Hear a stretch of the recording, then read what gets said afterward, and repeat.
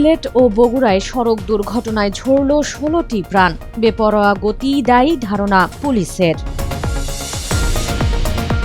প্রায় ২ সপ্তাহ পর বাড়ছে এলএনজি সরবরাহ। পুরোপুরি স্বাভাবিক হতে সময় লাগবে আরও কয়েকদিন।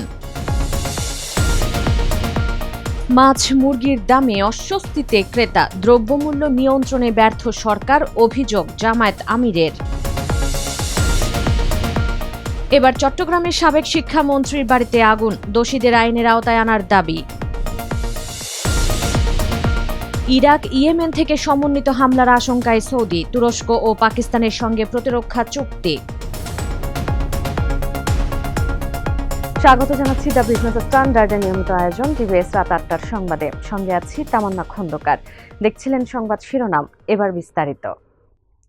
সিলেটের ওসমানী নগরে দুটি বাসের সংঘর্ষে শিশু সহ ৯ জন নিহত হয়েছেন, আহত হয়েছেন আরও ২৫ জন।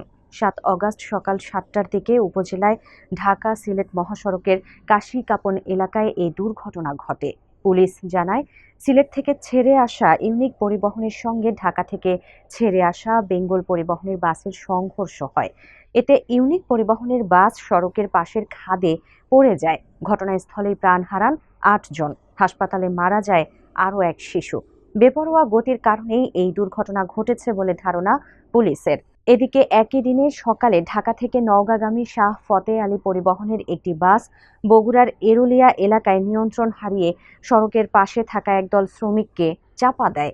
এতে নিহত হন কাজের সন্ধানে অপেক্ষায় থাকা ৩ শ্রমিক। হাসপাতালে নেওয়া হলে মারা যান আরও ৪ জন। প্রায় ২ সপ্তাহ পর বাড়তে শুরু করেছে এলএনজি সরবরাহ। এতে সারা দেশে গ্যাস সরবরাহ কিছুটা বেড়েছে, তবে গ্যাসের চলমান সংকট এখনও কাটেনি। কর্তৃপক্ষ বলছে, বন্ধ এলএনজি টার্মিনাল থেকে পুরো সক্ষমতায় গ্যাস সরবরাহ পেতে লাগতে পারে আরও কয়েকদিন সময়।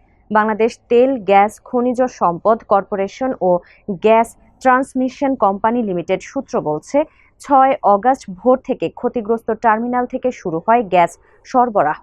শুরুতে ১১,৫০,০০,০০০ ঘনফুট সরবরাহ করা হলেও ধীরে ধীরে এটি বেড়ে ৩০ কোটি ঘনফুটে পৌঁছায়। আমদানি করা এলএনজি সরবরাহের জন্য কক্সবাজারের মহেশখালীতে ২টি ভাসমান টার্মিনাল আছে। গত ২১ জুলাই অগ্নি দুর্ঘটনায় এর একটি বন্ধ হয়ে যায়। এতে গ্যাসের সরবরাহ কমে যায়, বেড়ে যায় সংকট। রাজধানীর বাজারে লাগামহীন দ্রব্যমূল্যের চাপে পিষ্ট হচ্ছেন নিম্ন ও মধ্যবিত্ত ক্রেতারা। সাধ্যের বাইরে চলে গেছে দৈনন্দিন খাদ্যের চাহিদা মেটানো। ২০০ টাকার নিচে মিলছে না পাঙ্গাস, তেলাপিয়া কিংবা ব্রয়লার মুরগি। প্রতি ডজন ডিম কিনতে গুনতে হচ্ছে প্রায় ১৬০ টাকা। এই লাগাতার ঊর্ধ্ব গতিতে দৈনন্দিন কাটছাট করেও সংসার চালাতে হিমশিম খাচ্ছে সাধারণ মানুষ। চরম এই অস্বস্তি থেকে স্বস্তি পেতে বাজার তদারকির দাবি জানিয়েছেন তারা। এদিকে দেশে চলমান রাজনৈতিক হত্যাকাণ্ড, সহিংসতা ও নিত্য প্রয়োজনীয় দ্রব্যমূল্যের ঊর্ধ্বগতির কারণে সাধারণ মানুষের জীবন চরম অতিষ্ঠ হয়ে উঠেছে বলে মন্তব্য করেছেন বাংলাদেশ জামায়াতে ইসলামীর আমির ডাক্তার শফিকুর রহমান। তিনি অভিযোগ করেন, দেশে আইনশৃঙ্খলা পরিস্থিতি রক্ষা ও জনজীবনের স্বস্তি ফিরিয়ে আনতে সম্পূর্ণ ব্যর্থ হয়েছে সরকার। ৭ অগাস্ট সকালে বাগেরহাটে স্থানীয় সাংবাদিকদের সঙ্গে মতবিনিময় সভায় এসব কথা বলেন জামায়াত আমির।